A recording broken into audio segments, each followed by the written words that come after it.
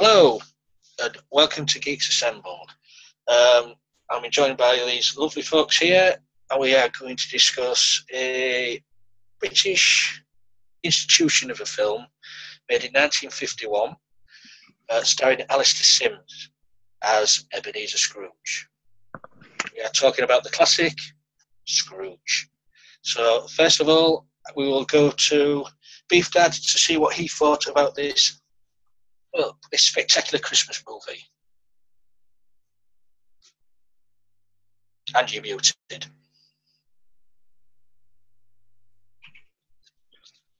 Ever since I was a child, this has been one of my favourite films.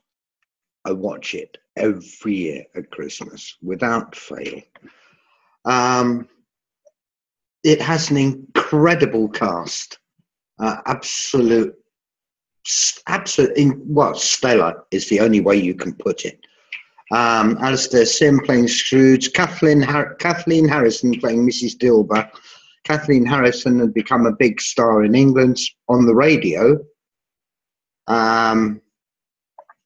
Mervyn Johns playing Bob Cratchit. For those who don't know, Mervyn Johns is the father of Glynis Johns, who played the mother in Mary Poppins. And Hermione Baddeley playing Mrs. Cratchit. Massive star. She was very well known for doing some of the classic serials on British television, and she also played the cook in Mary Poppins. Sir Michael Hordern playing Jacob Marley, probably one of the creepiest ghosts ever. George Cole, who went on to play Minder as the young Ebeneezer Scrooge. John Charlesworth played Peter Cratchit. He did not last very long. Very sad. He died at the age of 24. Francis de Wolfe, the Spirit of Christmas Present. He also went on to do, was it The Keys of Marinus? Yep, in Doctor Who. Let's see, who else did we have? Miles Malleson, another massive star of films of that period. Brilliant character actor. I also remember him in the film version of The Importance of Being Earnest, playing the part that he created on stage, the vicar. Ernest Thesiger, who came up in a cast not very long ago as Dr. Pretorius in The Bride of Frankenstein. But in this, he plays an undertaker, equally as creepy, but then later on, quite funny. Hattie Jakes playing Mrs. Fezziwig. Hattie Jakes, as everyone knows, one of the carry-on solids. Peter Bull, a massively well-known character actor, playing a small part, was one of the businessmen. He also was the narrator for the film. Patrick McNee, who went on to play John Steed in The Avengers, played young Jacob Marley. And, of course, Jack Warner, who played the legendary Dixon of Dock Green, playing Mr. Jorkin. With a cast like that, you cannot go wrong. It is an absolutely brilliantly conceived, superbly acted, brilliantly directed film. The whole thing is basically a magical story. They kept it as close to Dickens's original as possible. They did a brilliant job. I loved every minute of it. And it gets a score of 100 from me. 100. He's not been a Scrooge with the points there, is he? Let's go to let's see. Let's go to Susan. See what she thought of this movie. This was my first time seeing it, and I really loved it when Marley sang "One love, one heart, give thanks and praise to the Lord, 'cause we will be all right." All right, never mind. Wrong Marley. No, Jacob Marley was totally scary sketch. Wonderful chain sounds, wonderful clunking noise, wonderful. As he walked in and he scared the pants off Scrooge. Ebeneezer was then faced with all this darkness in himself, and his transformation was wonderful. Watching him slightly tortured and definitely emotionally battered about, like a mother would, with a kid. You're going wrong. You're gonna fall off the face of the earth and be and all these people will suffer because you didn't freaking turn around and change your ways, your evil ways. So I don't know. It was great. It was amazing. It was really, really beautiful. It was really, really crazy cool cast. Like Beef Dad said, absolutely brilliant cast. I mean, outrageous. And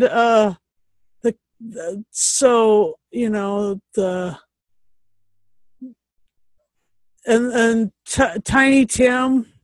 Wow, talk about a cute kid pulling on your heartstrings. Anyway, yeah, it was lovely. I feel all Christmassy inside. Good King Wenceslas out on a feast of Stephen. Anyway, like all this stuff, it was just beautiful. I'm a little caught up in the mood now. Thanks, guys, for choosing this one. Oh, I'll give it a 10 or 100, as Beef Dad said. Another 100. Well, I wonder if we're going to go down the same route. Let's go to Connor. Let's see what he thought of when he watched this movie. Scrooge is, of course, an adaptation of A Christmas Carol, a book that has been adapted so many times, you're probably bored of it by now, but this is one of the better versions, I think. All of the main cast are great. All of the main roles that are in the book are occupied by great actors. Alistair Sim, as said, Mervyn Johns, all those sorts of actors are just brilliant in this. I agree that Jacob Marley is particularly creepy. And it was great to see Patrick Macnee in this because, of course, he went on, to me, not only was he in the Avengers, but to me, he went on to play Godfrey Tibbet in the James Bond film, A View to a Kill. That's what I know him best from. So it was great to see a familiar face in there. The story, it's undoubtedly a classic because it's A Christmas Carol. So I think overall I'll have to give this a solid, un-Scrooge-like 8 out of 10. And all I've got to say is Wikipedia is for life, not just for Christmas. Let's move on to Brian. Let's see what he thought of the 1951 version of Scrooge. All right. Let's see. The 1951 Christmas Carol of Scrooge. Well, I think it's a great adaptation of A Christmas Carol. This is actually the first movie I've ever seen of A Christmas Carol, because the other one, was just an animation of A Christmas Carol, was the Jim Carrey one. But so this was actually my first actual live action movie of A Christmas Carol that I actually saw. So Yeah, I honestly loved it. It was a great film. All the acting in it was superb. Um, didn't really know any of the actors, like most of you when you did your review on it. It was, and I didn't know like one of them was within Doctor Who. I mean, or the Avengers, whatever. I don't know. But the main thing is that I did like it. It was good. The the the spirit that I found the most creepy was the spirit of future yet to come. I thought that spirit was the most creepy within the film because the spirit didn't say anything at all. It was just a person over a hoodie, face covered, and just pointing whatever it needed to point to. And that I thought was the most creepy of within the film for the spirit. So yeah, and I enjoyed the film. I loved it. It was good. I would give this film probably an 8 out of 10. That's not a bad score for someone who's never seen that one before. Right, down to me then. Scrooge, or A Christmas Carol, has been filmed, as it's been said, many, many times before. But for me, this is the definitive version. It's when I get a chance, I try and watch this leading up to Christmas. I'll try and watch this every year because for me, Alistair Sim, he is just that part was it sort of was made for him. He was one of the best British actors of our age back then. He was brilliant. He was well known for his comedy films and stuff like that. But this suited him down to the ground. The miserable old Ebeneezer, and as he went along, and when on Christmas morning when he sort of turned his evil ways to good, he was so childlike and jumping around, and he wanted to do a handstand and all. That was so funny.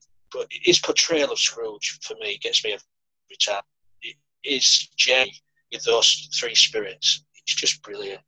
And as you say, the three spirits awesomely portrayed. Even as you say, the spirit of future, eerily played it with just the hand, the cowled face.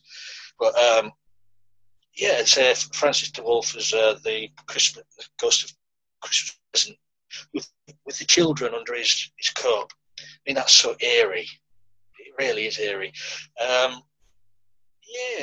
What else can you say about this? You say you've got George Cole as the young Ebeneezer. I always love to watch him and Alistair Sim in the original St. Trinian's films. If you ever get a chance to watch those, they're a hoot. They're brilliant.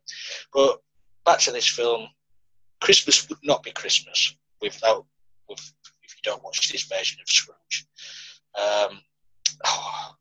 Can I give it the highest score we can? Yeah, let's give it 100. 100 out of 10. That's what we're going to give it, and we're going to open the floor for any more discussion. I loved how the Ghost of Christmas Present looked like Father Christmas, and I've seen it done on the stage where the Ghost of Christmas Present looks a little different, or has a jolly personality, but never really nailed it. The Father Christmas thing, that was really awesome. Yeah. I absolutely defy anybody not to find themselves sitting there smiling when Scrooge wakes up Christmas morning, and right up till the end of the film, you just find yourself smiling all the time. It's absolutely magical. I mean, as I said, the wonderful scene between Scrooge and Mrs. Dilber on the stairs, where he gives her a Christmas present for the first time ever and raises her wages, is just absolutely magical. Kathleen Harrison, wonderfully enough, she went on to play on television probably one of the most iconic characters. She played Mrs. Thursday, a cleaner who got left a fortune. She became a multimillionaire and she ended up with a butler and everything. She didn't know what to do with it. Brilliant. She was just a Cockney cleaner that won a lot of money.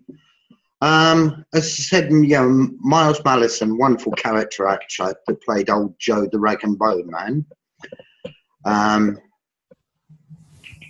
And yeah, there was just some magical moments. A lot of people have heard of Eleanor Summerfield, I believe. She did quite a few carry-on films as well, but she was wonderful as Miss Flora, who was a friend of the nephew of Scrooge. Great fun. As she said about Czeslaw Konarski, who played the Ghost of Christmas Yet to Come, brilliant. He was just incredible. It was just so totally controlled. And when he did the pointing, there was no trembling or anything. It was as if it was made out of stone. It was extraordinary. Noel Howlett, who went on to become, he was a great character actor, and I believe I'm fairly sure Noel Howlett did a Doctor Who way back in the day, about 300 years ago, possibly when I was quite young. But he also played the headmaster in a British sitcom about a school, the name of which escapes me at the moment. But yeah, there's... Oh, Please Sir. Yeah, Please Sir, that's it. Please Sir, yeah. Yeah. And Richard Pearson, who played Tupper, Mr. Tupper, he was another great character actor who did an awful lot of film.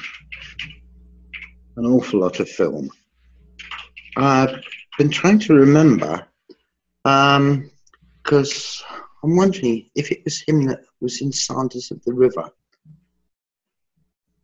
But I know he did many big films, and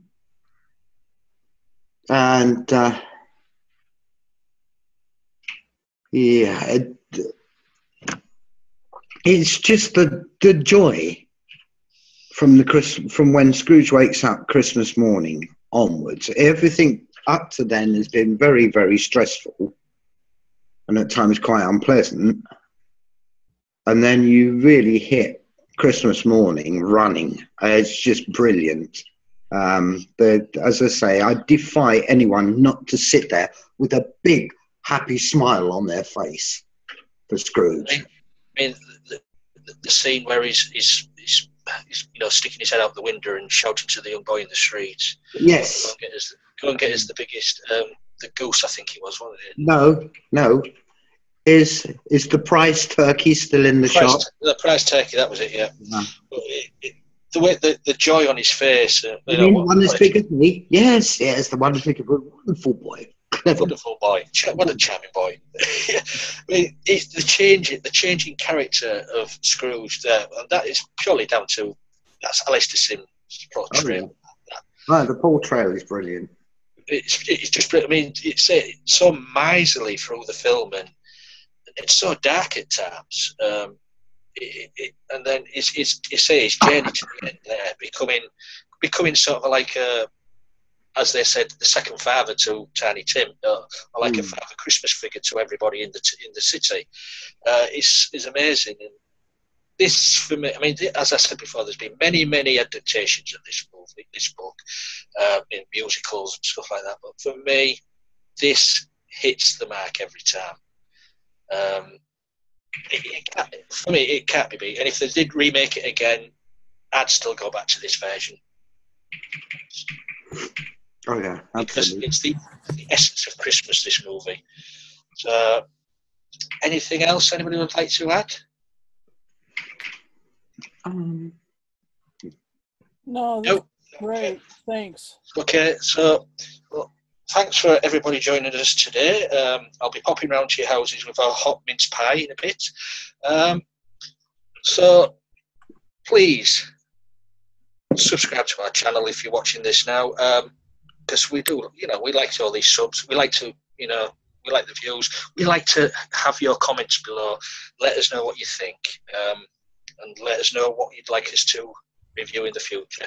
We're going to sort of take a couple of weeks break over the Christmas New Year period, but we'll be back in the new year with a bang. As yet, we don't know what we're going to be doing, but it'll be surprise. It will be brilliant, and hopefully we may have some new faces. Fingers crossed, if we, people start to get involved with this, we have some new faces, because our old faces are getting a bit boring now, especially Connor. But on that note, thank you all for watching. Thank you a lot for joining, and we'll see you on the other side. And a Merry Christmas. Merry Christmas. God bless us, everyone. Bye, everybody. Bye.